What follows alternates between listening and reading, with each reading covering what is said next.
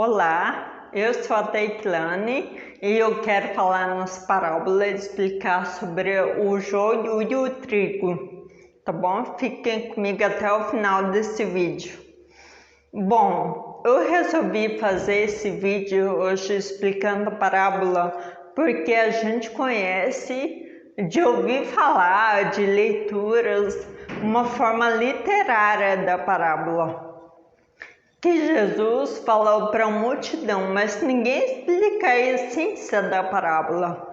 É fácil a gente ler na Bíblia, ler na internet, ler em livros, mas ninguém explica de fato o que quer dizer, o significado dela.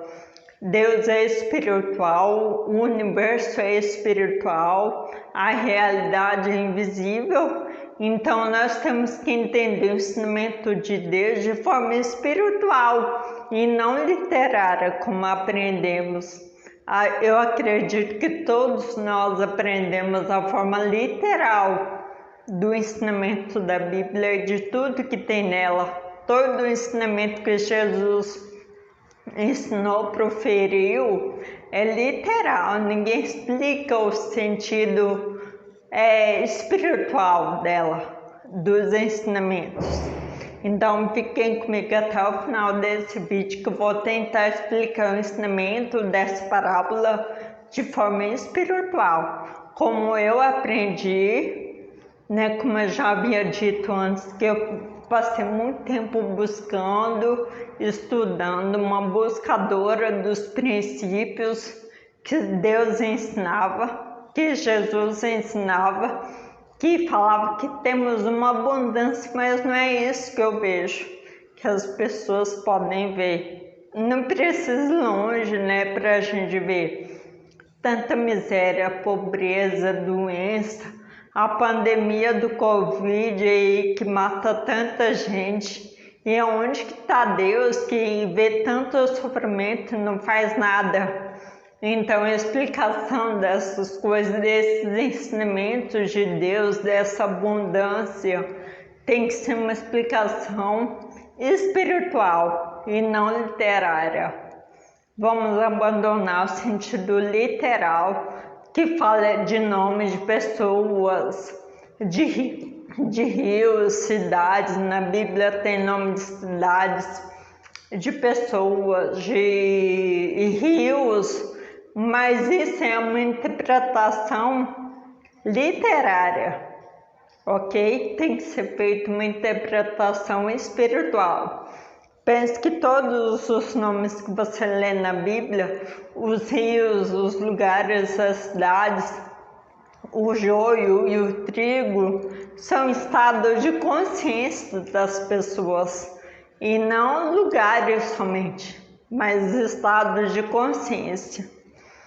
Bom, eu vou falar um pouquinho resumido sobre a história do joio e o trigo.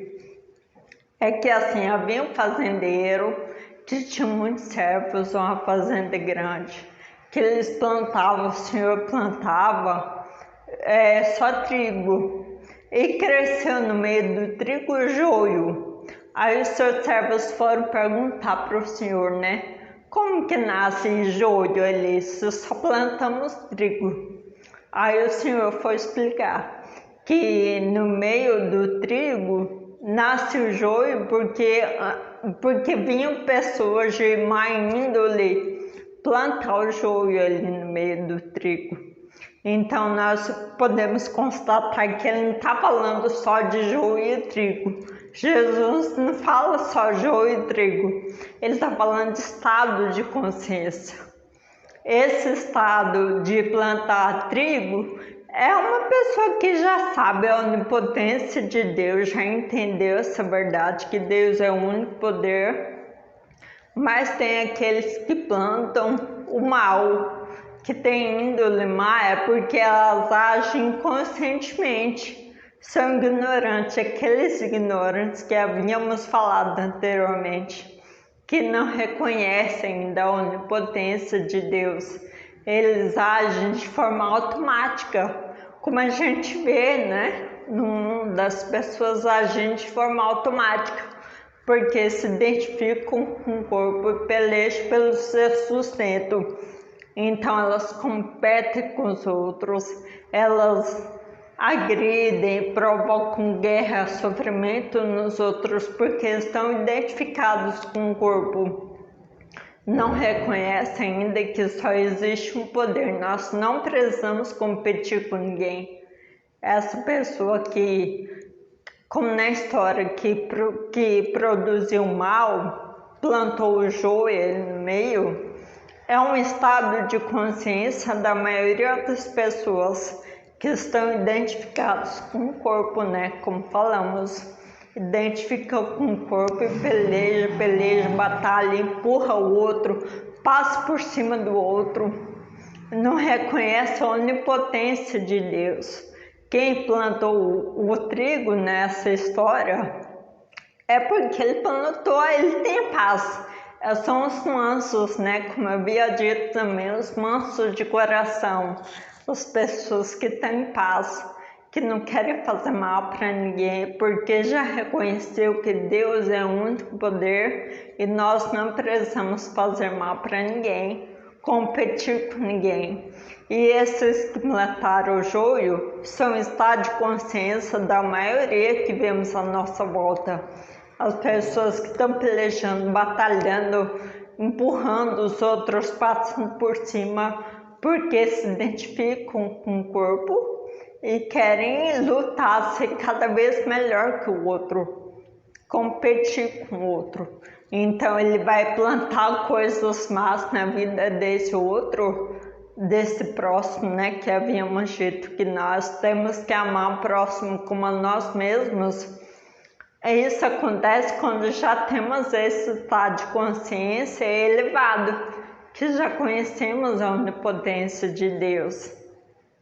E as pessoas, os ignorantes, são os que plantam joio, porque não entenderam a onipotência de Deus, não entenderam que não precisamos competir com ninguém, que tudo que o Pai tem já é nosso por direito de nascença.